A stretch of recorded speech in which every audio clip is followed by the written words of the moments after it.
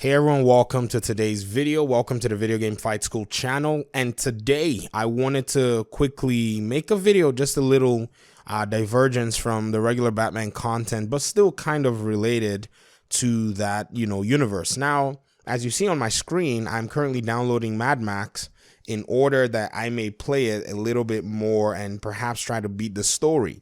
And I'm making this video because I wanted to discuss a few games that I personally have lined up to play while I'm waiting for the so-called Batman release or whatever. Now, you remember my last video, if you were watching, or my last two videos, I did mention that a journalist type person, I don't know who exactly they are, I just saw their Twitter feed and they seemed like they knew stuff that, regular people didn't know. They had mentioned that, the game was going to be primarily next gen. Now, with that in mind, I think we're looking at a holiday release for this game. And then on their Twitter feed, they were having discussions with people talking about how these teases are actually going to continue farther down the road until closer to release. So with that in mind, I think that just kind of seals the deal, because I've been suspecting that next gen is probably where they're trying to cross their T's and dot their I's. And if you look at the trend right now, there are games that are getting delayed till the holiday. Two major expected titles, Cyberpunk 2077 and the Avengers, have been delayed. So what that tells us is, we're probably not going to be seeing these titles, because it seems like these companies want to be able to leverage, that release of the new consoles and use that marketing, wave to, jump start their games. Now, that doesn't mean their games are not going to be coming out for the current gen consoles. Don't get me wrong. There were pre-orders for these games on the, on the consoles that are currently available. So I don't see why they won't honor those pre-orders. And in the sense of, I'm talking about Cyberpunk basically, and even the Avengers game too. But I think they also want to ride that wave of the new console, because Microsoft and Sony are going to be pushing out, some marketing and awareness.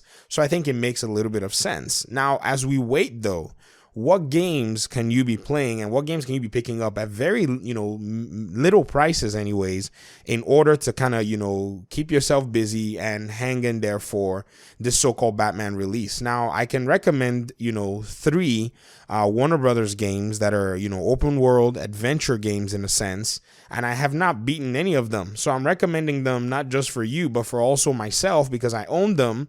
And I think it's time for me to actually get busy, because I've beaten all my Batman games, well, except Arkham Asylum. For some reason, where's Asylum? It's here somewhere. For some reason, this game continues to elude me in my completion of it. I think I got glitched somewhere, or maybe I just don't know my way around the map, because this is not a game that should take me long to beat. So I started a new file. If you guys were here on stream, I did start a new file. But right now I'm looking at playing some Mad Max. I'm also looking at playing some Middle-earth Shadow of Mordor, and I also plan on completing Middle-earth Shadow of War. This is another game that I also started playing, because I had the opportunity to play the game after, I was banned from playing Shadow of Mordor.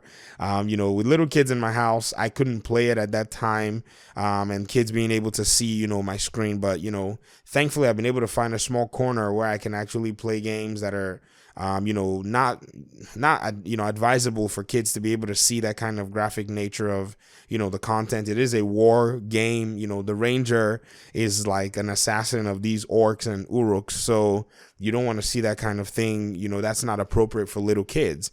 So these three games, I think I'm going to put on the forefront, because they're open world games and they're adventure based games, RPG-esque type games. In terms of Mad Max, I don't even know what to expect. This is the second time I'm starting the game. I have it on the PlayStation Plus lineup from like last year or so, but I haven't really played it there, and I think it was really cheap on PC, a few dollars at one time, so I picked it up because I wanted, to enjoy more graphics and stuff. I mean, if I'm going to play it, it's one of those, you might as well just go crazy gung-ho and play it at the best possible settings that you can get.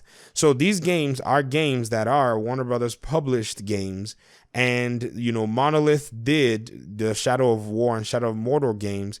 And in terms of Mad Max, I cannot remember what studio did this? I mean, I remember from watching like, the initial gameplay, and I was like, oh, okay, so this is a studio that did it. I've never really heard of them before, but the game did look solid. It looked legit. The world looked very reminiscent of Mad Max itself. And I haven't even seen the first Mad Max movie, but I saw Fury Road. And, when I powered up this game, and I was, after seeing Fury Road, like, I think I'd seen it like a few months, I thought to myself, this is crazy how cool, both games, I said both games, imagine that. The game and the movie, the world that they're set in kind of have the similarities, very well put together. So these are just my recommendations. I mean, there are other games that you can play as well, and you can pick up for very little, but that's not my focus. My focus is to center around that universe of the games from the publisher that is going to be publishing our, anticipated Batman game, and I wanted to share it with you guys. So that's all I have for today. Thank you very much for your time and audience, and I guess I'll see you in my next video. Subscribe for more content. I'm XGamerX. Peace out.